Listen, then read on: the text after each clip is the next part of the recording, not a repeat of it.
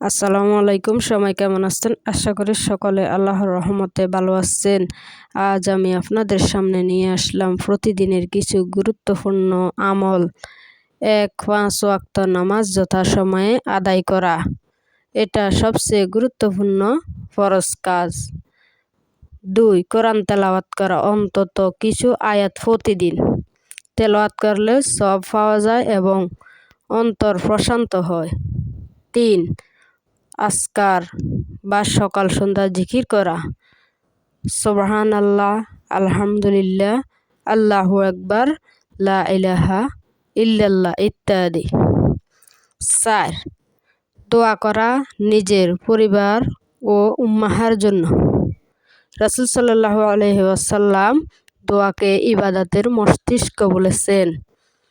5 তাওবা ও ইস্তেগফার করা, আস্তাগফিরুল্লাহ বলা, গুনাহ থেকে ক্ষমা চাওয়া খুবই গুরুত্বপূর্ণ আমল।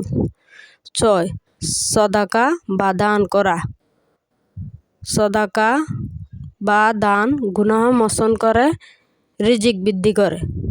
7 দুনিয়াবি কাজের মাঝেও নিয়ত ঠিক রাখা, ইবাদতের নিয়ত, যেমন কাজ করে রিজিক উপার্জন করা ও ইবাদত, যদি নিয়ত সঠিক থাকে।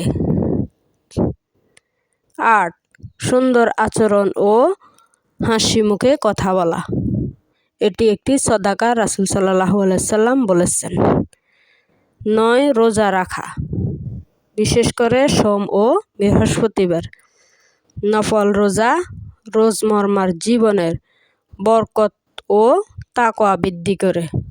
10 রাতে নামাজ, তাহাজ্জুদ যতটুকু সম্ভব, এটা আল্লাহ খুবই পছন্দের একটি আমল।